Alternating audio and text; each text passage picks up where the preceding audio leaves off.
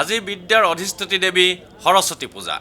সমগ্ৰ ভাৰতত আধ্যাত্মিক ভাৱ-ভক্তিৰে বাগদেৱীক পূজা সেৱা কৰা হয়।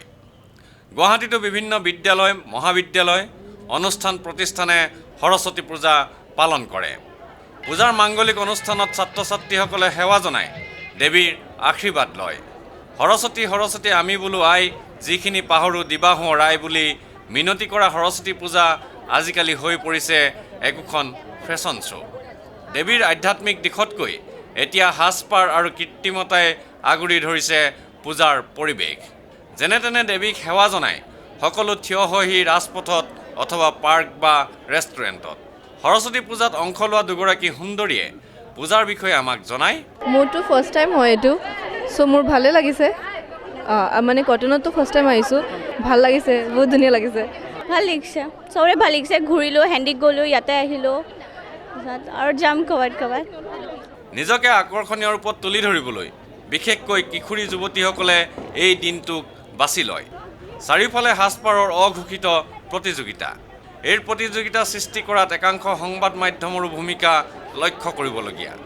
পূজাৰ আধ্যাত্মিক দিশটো বাদ পৰাত চিন্তিত বুলি জানিবলৈ দি বিশিষ্ট শিক্ষাবিদ, চিন্তাবিদ ডক্টৰ দীনেশ বৈশ্যই কয়, বৰ্তমানৰ সৰস্বতী পূজাৰ যিটো বজাৰমুখী প্ৰৱণতা সৃষ্টি হৈছে, এই বজাৰমুখী প্ৰৱণতাৰ বিষয়ে আমি আমাৰ শিক্ষাবিদ ডক্টৰ দীনেশ বৈশ্য ছাৰৰ পৰা অকণমান জানিবলৈ চেষ্টা কৰিম। ছাৰ, সৰস্বতী পূজাৰ যিটো বজাৰমুখী অৱস্থা এতিয়া হৈছে, বিশেষকৈ ছোৱালীবিলাকৰ সৌন্দৰ্য প্ৰতিযোগিতাৰ পৰা আৰম্ভ কৰি বিউটি পাৰ্লাৰ যোৱালৈকে, এই গোটেই কথাখিনি আপুনি কেনেদৰে বিশ্লেষণ কৰিব ছাৰ? বৰ্তমানৰ সমাজখনে বজাৰমুখী সমাজ।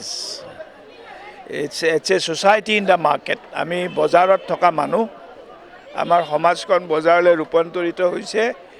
1991ত ভাৰত চৰকাৰে গ্ল'বেলাইজেশ্যনৰ কাৰ্যসূচী অফিচিয়েলি আৰম্ভ কৰিছে আৰু গ্ল'বেলাইজেশ্যনৰ কাৰ্যসূচীৰ প্ৰথম চৰ্তটোৱে হ'ল যে দেশখন বজাৰ কৰিব লাগে। ৱৰ্ল্ড বেংকৰবোৰ যিবোৰ চিঠি আহে, ভাৰত চৰকাৰলৈ যিবোৰ চিঠি আহে, তাত ছাবজেক্টটো লিখা হয় ইণ্ডিয়া মাৰ্কেট। গতিকে যিখন দেশত অফিচিয়েলি চৰকাৰীভাৱে দেশখনক বজাৰ কৰাৰ এটা সিদ্ধান্ত লোৱা হৈছে, তেনেকুৱা এখন দেশত সমাজখন বজাৰলৈ ৰূপান্তৰিত নোহোৱাটো কোনো কথা হ'বই নোৱাৰে। কাৰণ 1991ৰ পৰা এতিয়ালৈকে প্ৰায় 25 বছৰ কাল হৈ গ'ল, অলমষ্ট 25 ইয়াৰ্ছ। এতিয়া ছোৱালীবিলাকক কি দোষ দিওঁ? সৰু সৰু ছোৱালী, তাহাঁতক আমি কি দেখুৱাইছোঁ? টেলিভিশ্যনত কি দেখুৱাইছোঁ? বাতৰিকাকতত কি দেখুৱাইছোঁ? চবটো বজাৰৰে কথা। বাতৰিকাকত, টেলিভিশ্যন এইবোৰ বজাৰৰ দ্বাৰাই নিয়ন্ত্ৰিত হয় আৰু বজাৰৰ আওভাৱৰ দ্বাৰাই সেইবোৰ বৰ্তমানৰ গণমাধ্যম এখন সম্পূৰ্ণ বজাৰমুখী গণমাধ্যম। আৰু ছোৱালীবিলাকক বেছি সজোৱা পৰোৱা আগভাগ লৈছে আমাৰ গণমাধ্যমে। যেনে ছোৱালীৰ মাজত প্ৰতিযোগিতা হ'ব, কোন ধুনীয়া হ'ব, কোনে ভালকৈ সাজ পিন্ধি আহিব। সৰু সৰু ল'ৰা ছোৱালীবিলাকে স্বাভাৱিকতে এইটোত এটা উত্তেজনা অনুভৱ কৰে। আৰু যিহেতু আমাৰ সমাজ ব্যৱস্থাত ইয়াত কোনো নিয়ন্ত্ৰণ নাই। মই কলেজৰ প্ৰিন্সিপাল আছিলোঁ, মইতো একো নিয়ন্ত্ৰণ কৰিব পৰা নাই। মোৰ কলেজৰ ভিতৰত টেলিভিশ্যনৰ গাড়ী সোমাই যায়, তাতে লাইভ টেলিকাষ্ট হয়।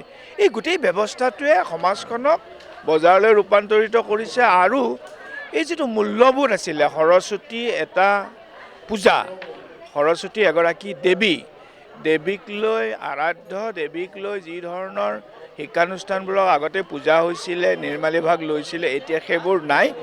এইটো গৌণ হৈ গৈছে। মুখ্যটো হৈছে সৰস্বতী পূজা is transforming into a fashion show' নাও। তো ইয়াৰ ফলত আমাৰ সমাজত যথেষ্ট ক্ষতি হৈছে আৰু যৌৱনৰ যি উন্মাদনা এইটো বৃদ্ধি হৈছে। আৰু আমি যি মূল সমস্যাবোৰ, এই সমস্যাবোৰৰ পৰা আমি আঁতৰি গৈছোঁ।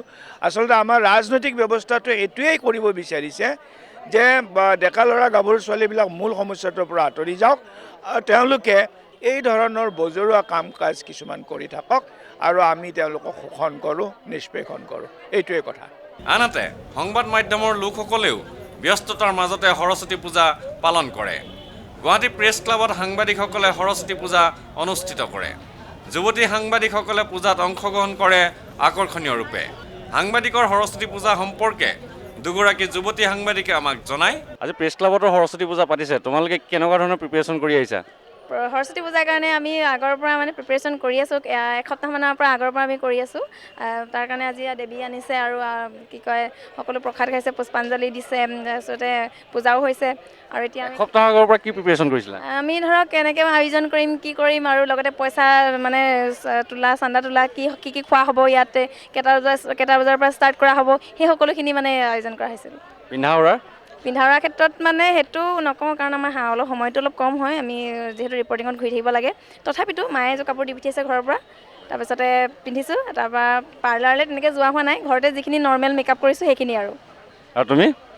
ময়ো তেনেকুৱা একো আগৰ পৰা মানে পিন্ধা উৰাৰ একো কৰা নাই আৰু মাৰ ঘৰৰ পৰা লৈ আনিছোঁ, পিন্ধিছোঁ, জাষ্ট ওলাই আহিছোঁ আৰু বেলেগ নাই। কিন্তু এটা মানে প্ৰেছ ক্লাবত এইবাৰ ফাৰ্ষ্ট টাইম পাইছোঁ, সেইটো কাৰণে অলপ বেছি মানে কেনেকুৱা বা হয়, কি বা হয় বুলি ভাবি আহিছিলোঁ আৰু। কলেজ বা ইউনিভাৰ্চিটি লাইফটো মনত পৰিছে নেকি? পৰিছে, কলেজৰ লাইফ মনত পৰিছে।